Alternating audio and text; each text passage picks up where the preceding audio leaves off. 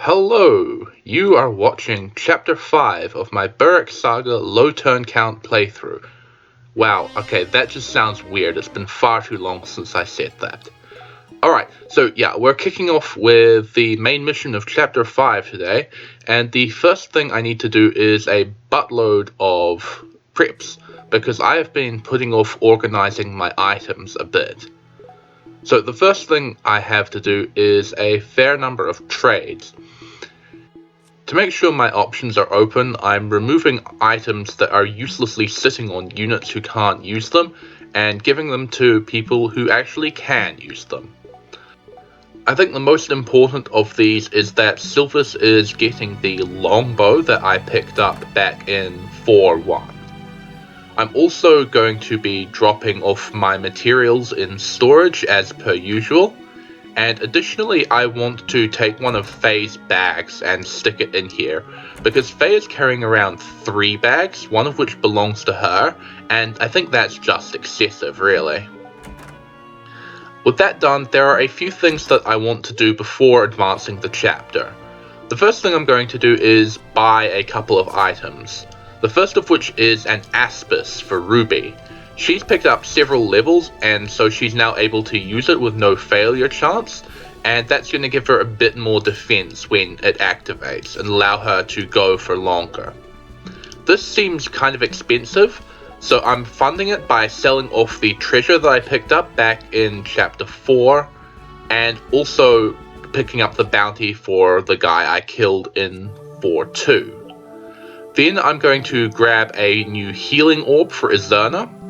I don't have any particular use in mind for her at this point, but I'm doing this just to keep my options open, because my other healers are actually probably worse. Now, the final thing I want to do before advancing the chapter is hiring Faddy. Now, he's an interesting case because his permanent recruitment is based on hiring him for a specific amount of money. And to that end, I've determined the most efficient way to do this is to hire him here while having turned on the mercenary warning, because that opens up a new screen that we haven't seen before, in which I get to decide who to rehire before the chapter ends. And if this is active and you choose not to rehire someone, then they are hired for full cost at the start of the next chapter, even if you never deployed them. So I'm going to use that to reach Daddy's permanent recruitment a bit sooner. I get another letter here. This time it's not got money in it, instead it has the sword Gram, which is for Reese only. It's pretty strong, with a plus effect as well as a miracle charm effect, and so Reese is now a fairly solid combat unit. Moving on, we have to hire the important boss killers for this upcoming chapter. I am hiring Clifford for the first time here, which is probably understandable given how expensive he is, but he is a necessary component of this upcoming map strategy. And Faramir is as well. I don't think it's possible to hire him from the mercenary warning screen because you already have to have Faye hired before he can be hired. So I need to pick him up here, along with Thaddy, who as you can see is hired for the full 800 gold. Finally in preps, I am moving into the Kingfisher Pavilion, but before I go in there, I have gone into my menu and I am deactivating a large number of units. This allows me to tightly control who shows up in the Kingfisher Pavilion, and the reason I want to do that is that I am mindful of happiness requirements for certain recruitments. In particular, Esteban is someone that I don't see myself deploying all that much, so he needs all the help he can get to hit his happiness benchmarks for his permanent recruitment. I've also been neglecting Volo quite a bit recently, so I'm shoving some food down his throat to make up for the fact that I barely used him in the previous chapter. None of the food that I feed any units has any specific purpose in the upcoming map. I deliberately brought Clifford even though he doesn't have a happiness requirement, because there was a chance that a certain food that would be helpful for the upcoming strategy could have appeared. Sadly, it did not, but that's just how the RNG crumbles sometimes. Then before I move on to the next map, obviously I have to reactivate all of the units that I inactivated earlier, because I don't want to be taking on this chapter with just the units that I sent into the pavilion. Alright, so let's start talking about the map now. This chapter is a defend map for 15 turns or something like that. I don't actually know, because obviously, like any good defense map, you can clear this chapter by defeating the boss instead. And obviously that is the objective that I am going to go for. This is a fairly tricky proposition though, because our deployment spaces are quite spread out and not in a particularly good arrangement, and the boss is at the far end of the map. So it's going to be a real strategic challenge to get enough units over there in order to kill him in the turn count that I am targeting. As I mentioned earlier, Clifford is going to be one of my boss killers, and that's because he is by far the strongest cavalry unit that I have available to me. Ward is somewhat close in terms of combat ability, but unfortunately Ward has to commit all of his turns in this map to completing a civilian request. That's really unfortunate, because Ward's deployment space on this map is the one that I would have liked to have my boss killer in, but you can't move Ward out of that spot, so we just have to put up with it. There is a ally unit on this map who we are able to recruit. His name is Marcel, and we need to get Reese over there to pick him up. In order for him to permanently join after this map, we have to make sure that none of the civilians survive, but no enemy is going to get close to any of them in this clear. Faramir wandered up to a house and vanished into it, so hopefully he comes back. And now we have to put up with the stupidity of the yellow units sitting where I want to send my units. One of the yellow units down near the choke point bridge has moved out of the way, and because of that I'm now able to move Clifford down there next to another one. This other one is actually a named unit. He is called Eric, and one of the civilian requests is for Izerna to talk to him. Eric never moves out of the way on turn 1, so it's okay for Clifford to be deployed behind Volo rather than right out in front. Now, this next group of enemies moving in is the trigger for me to move Laurentia down, because I don't want her to face too much combat, but she does need to move down now in order to bait the archer group into attacking her. If I don't do this, they will instead move to the right, and that will place additional strain on the choke point that I have to break through. So we definitely want her to get them out of there. Unfortunately, her survival is extremely sketchy. This is one of the less reliable parts of this strategy, because there is a good chance that she'll end up dead from all of the enemies that she faces. But it's what I kind of have to put up with, and fortunately she is not weak to bows. Izerna is going to be equipping the Holy Orb on this turn, which is actually going to come in important later on. And finally for this turn, we'd better talk about the units that I deployed at the back. Christine is going to move in and help us out with the main objective, but the infantry units don't have a hope of doing so. They, however, both have side objectives that they are aiming for, so they do need to be moving out here. There is a large group of enemy cavalry between Clifford and the boss, and one of them rushes up to attack Laurentia on this turn. The benefit of this is that right at the start of the next turn, he will attack Laurentia again, and then canto south rather than cantoing back towards the choke point, and that means that he is pretty much completely out of the way of Clifford. So this is a big plus to Laurentia being where she is. We had Reese talk to Marcel, and he is demonstrating his fairly decent combat. His accuracy isn't anything to write home about, but he has the shield fair skill, which means that he activates his shield very often, and his defense with the shield is high enough that he takes no damage, and that means he's pretty much always counterattacking when the enemy attacks him. Christine is moving in now in order to be in range of the spearmen.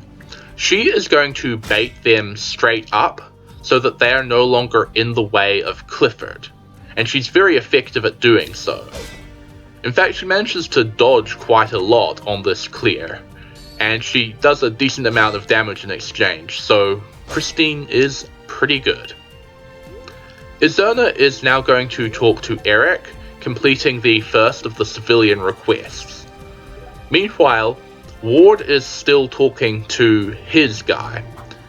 As I mentioned, he needs to talk to this guy 3 times over the course of the map, so it's lucky that that's exactly how long this map is going to take. It's not the end of the world if I don't pick up every single civilian request, but the reward for this one is actually a miracle charm, which is extremely good, and it would be quite sad if I had to say goodbye to that. The area around the choke point has now gotten a bit freer up, so Volo is going to be moving in to take a kill and occupy a space, because at this point there's not too much risk of Clifford being clogged in. We do still need to wait for one crossbow dude to get off the bridge though, and a lot of that waiting is down to watching the yellow units fight the red units over to the left, where none of my units are. It would be quite bad if the red units were able to break through, because the yellow unit's boss, Van Million, is actually a game over on this map, but obviously they are not going to have enough time, so we don't have to interfere over there. Ruby manages to pick up a kill here, which is good because Ruby always is hungry for kills, and she also gets a Gastrophetes from this kill. I'm not certain whether this is going to have any particular use, but I think it's always better to have it something like that than to not have it, so I'm glad I picked it up. Laurentia took quite a beating during this turn, but fortunately all of the enemies who she can bait out have already gone, and she is now free to withdraw from the combat zone. If she had taken less damage, she would still probably be used to make contributions towards Clifford advancing, but we don't need to do that in this particular clear, and so she is free to withdraw to safety. Now let's talk a bit about Aegina, because she's kind of out of place here. The reason I deployed her is that she is probably the strongest unit I have with 2 range, on account of not being able to hire Silvus for this map. And that's because of her special orb, the Pallas Riana.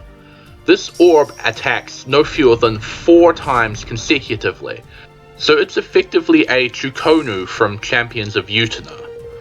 I was thinking that she might be useful to weaken an enemy to allow Clifford to kill and then canto forwards. It didn't end up working out that way, but she is still able to take out an enemy with it and gain a bit of experience. Clifford is now free to move in. He doesn't use his entire movement here, which I will explain in a moment. For now, he is going to fight through all of these cavalry who are all going to attack him. Meanwhile, Kramer is going to move next to a specific house in order to reveal an enemy unit who is hidden there. This is another civilian request. We have to capture this guy. Fortunately, he doesn't have any weapons, so he's a free capture, which means there's no RNG involved, and Kramer is obviously the one to do it because he is still hungry for experience. Zine, meanwhile, is also moving towards a side objective, in this case the searchable house, and she is going to have a little fight here, which we have to watch in excruciating detail. She is not going to be able to win this fight, but as has been determined in previous chapters, you don't actually have to win the fight in order to get the reward. You just have to survive, and Zine is more than capable of doing that due to daggers being absolute garbage and the enemy not being able to get a follow-up attack on her. With side objectives out of the way, let's talk about the boss. His name is Lyarc, and he has a stupid amount of defense, which is aggravated by the fact that he has a very powerful shield that he will activate pretty much all the time. But the thing about him is that he actually moves to attack. And that means that if I had moved Clifford that one extra space, he would have come over to fight Clifford on this turn. And you can imagine, because of that, this chapter is actually, in theory, two-turnable, if you are able to one-round KO Lyarc when he attacks you. The trouble with this is that, first, it relies on critical hits. There is no one who is going to be able to one-round KO him reliably, thanks to the immense defense boost of his shield. But that, of course, brings its own problems. There are not all that many weapons with crit and the plus effect that are available at this point. I think the most viable option would be to try and recruit Faye by now, or possibly even Faramir, so that Clifford could use the Cutlass or Cutlass Plus, both of which have innate critical. Obviously, I didn't manage to pull that off, so the next best option would be to use Ward's Night Sword in conjunction with a critical boost. One option for this would be to get a certain type of food, which would give Clifford, I think, 5% crit, which isn't great. But I didn't get that food, and that means that my best option for this particular choice would be to use Ruby's support for Clifford. Because yeah, supports are a thing in this game, and Ruby gives Clifford a massive 1% critical. So you can probably see why I didn't pursue that particular strategy. Somewhat more reliable is getting a single high roll critical hit with the Rapier, because the Rapier completely ignores shields.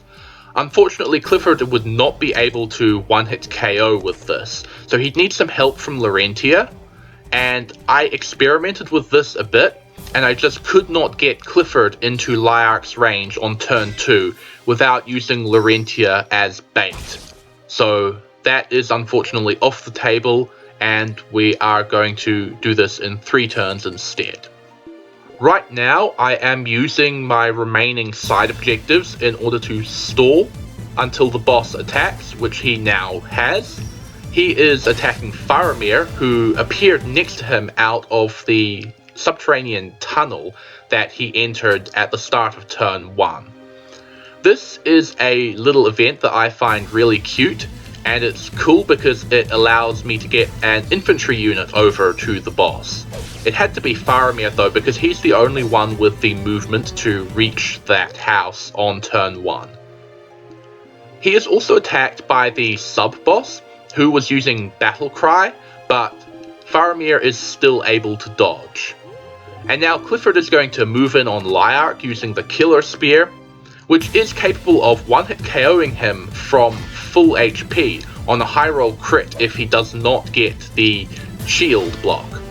Unfortunately, that's not what happens, and he takes no damage from Clifford at all. Izerna is attacked at this point, and she would have gotten hit, but she has the Holy Orb equipped, as I mentioned earlier, and that actually gives her Vantage, meaning she has no risk of taking any damage at all. Meanwhile, Rhys picks up a level up thanks to Gram giving him 2 attacks, and that's a pretty good level. And with that done, it's now time for Faramir to have his second round of combat against the boss. I think he's actually at risk of death here, but fortunately he gets all of the RNG, dodging Lyarc's attack, and then picking up 2 consecutive critical hits to finish the job. So that is that. Lyarc is dead, the chapter is completed in 3 turns, and I will see you next time.